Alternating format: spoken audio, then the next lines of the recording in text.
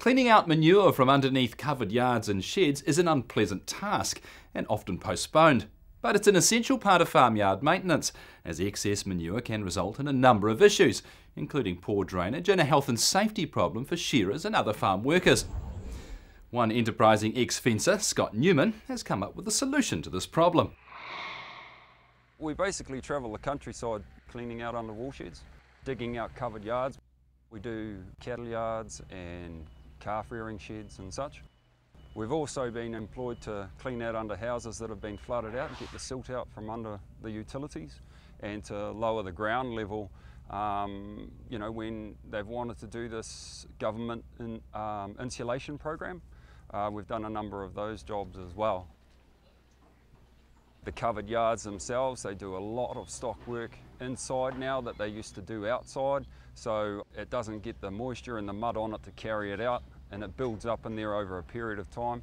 Gates start to drag on the ground, it wears out gates, and it's not a pleasant of environment with all that dust as well. We need to get rid of that when stock are in there as well.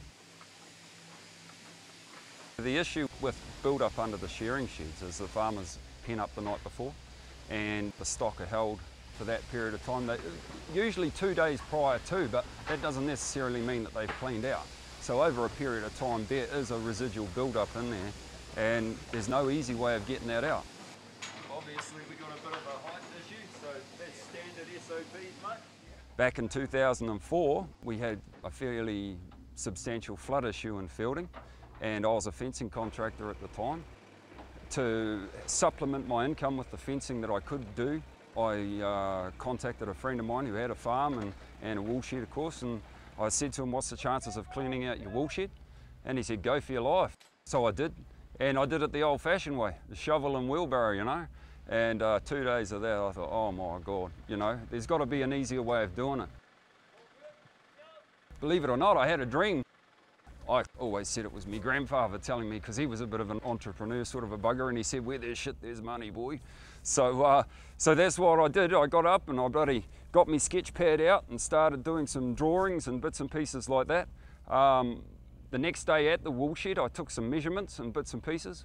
And then I went to a local engineer in Feilding and had a talk with him, and can we do this? And we can do anything. Anyway, so nobody was doing, other than with a vacuum unit in the past, nobody had come up with a conveyor belt type scenario.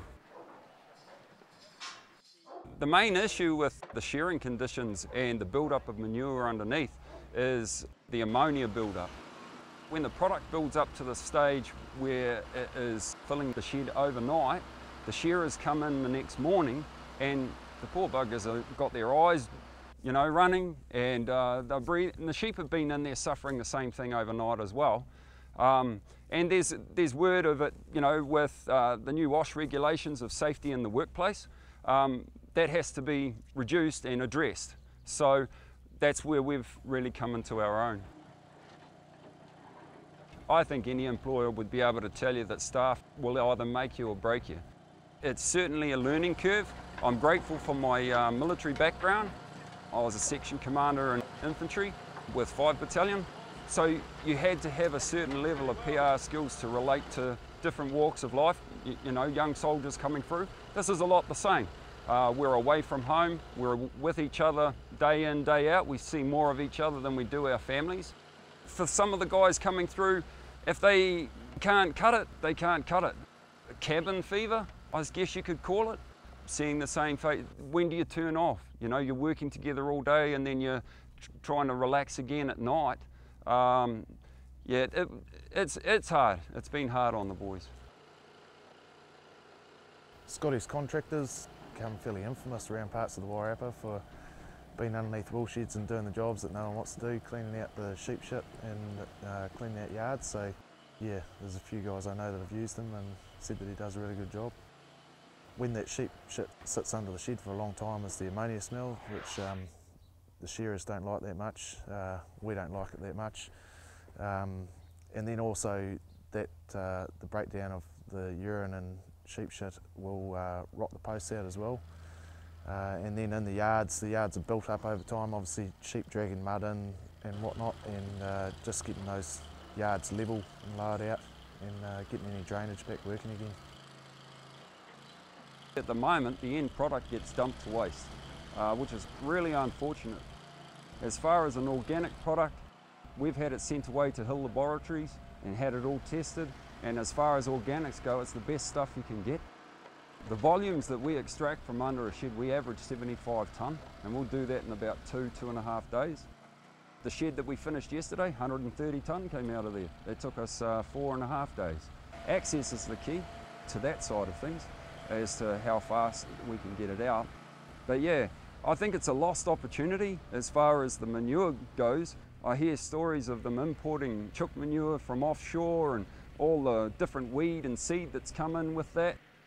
It's a shame, it's a real shame, but we've made investigations into trying to do something with it because we see it as a lost opportunity. We were approached by Tui Garden Products at one stage to supply, but the product itself is too wet, and the cost of logistics of getting it from way out in the back of the buoy, which can be up to 4 hours from town, to then getting it onto whatever other form of logistics you have in place to get it to a process plant, it just kills it, absolutely kills it. So that side of it's been disappointing.